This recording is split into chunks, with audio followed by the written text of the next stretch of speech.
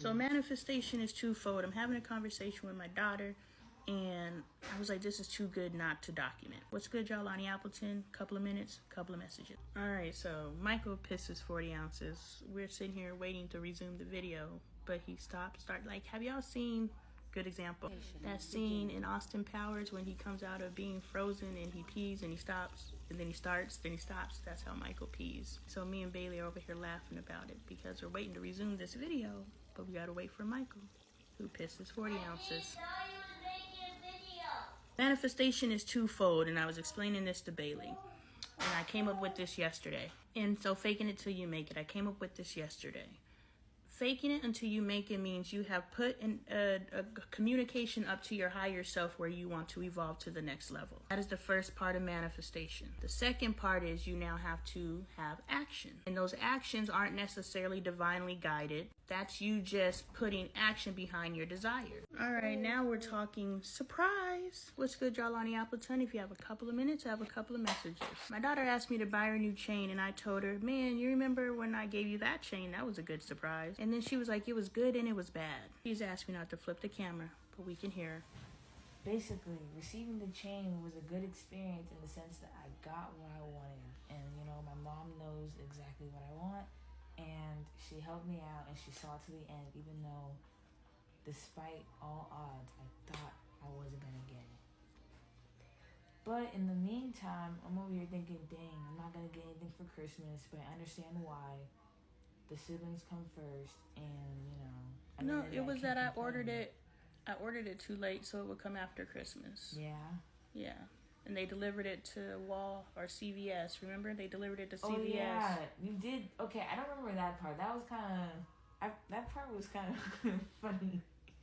But I feel like before you've done that to me where it's just like, oh, you're not getting anything. Oh, this is not happening. Surprise, it's happening. Let's go. Be happy.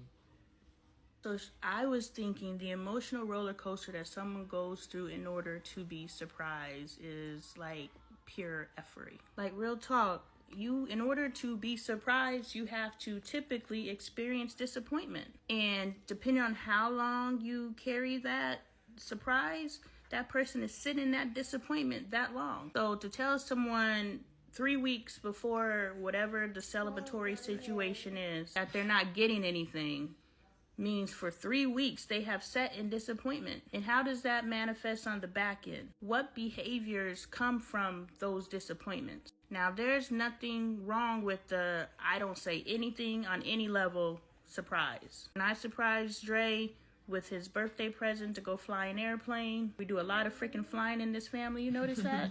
We've been in rickety airplanes quite a bit. But anyway, you know, I didn't say anything to him. He thought he was getting a pair of clothes. So he knew he was getting something versus nothing. So there wasn't necessarily disappointment. And I surprised him with something he had no idea was coming. So it's not like he knew it was coming or he asked for it. So I think there's different ways to play the surprise. But the surprise that feeds off of disappointing somebody first, we got to pay attention to that.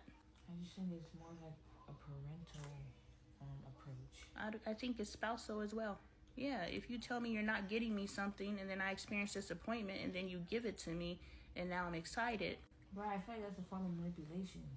It might be a form of what do you guys think? Well, low-key, because, like, yeah, it could be exciting, but imagine some people's natural response is to start acting of this as, like, a friend level. Because I'm meeting people from other places and stuff, so it's not like I know them.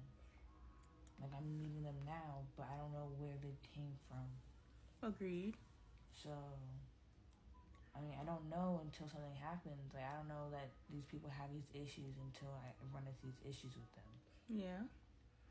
And it's knowing how to navigate through these issues. But the thing is that I can't tell if it's, like a lot of the times I've been giving up on people because it's just, like, it feels like they don't have the capacity to do the things I want them to do. They don't. So it's not what you want them to do. It's what's necessary to be in your orbit. So I guess it is what you want them to do.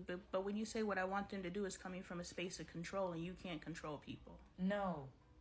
That's not what I'm trying to say. I had a feeling like it would pick up on that.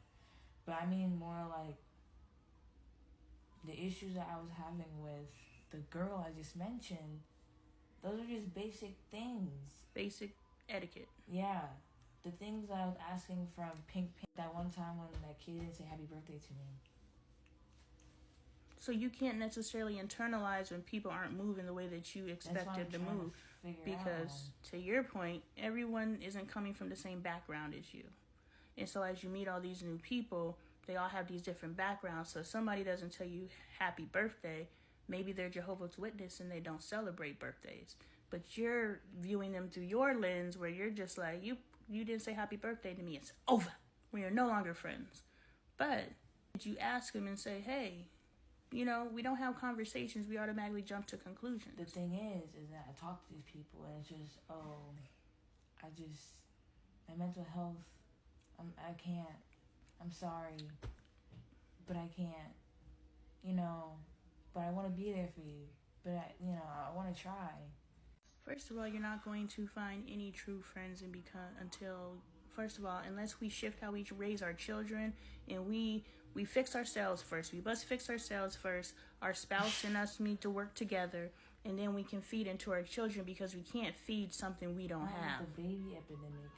Like, these people are having children all the time. Y'all, she asked me to clip her ends. I promise I cut an inch or less. She saw the hair on the ground, but her hair is way up here. Like, I didn't cut that much of her hair off. She saw the hair on the ground, but she is sitting here and she keep indirectly telling me I cut all her hair off. But I'm like, look, you saw the hair on the ground. I told her it's like when we went on that trip to California and I lost my edges. I woke up and I had no edges, like bald on the side. I was like, Dre, did you snatch me in the middle of the night? What the hell happened? But anyway, off the sidetrack.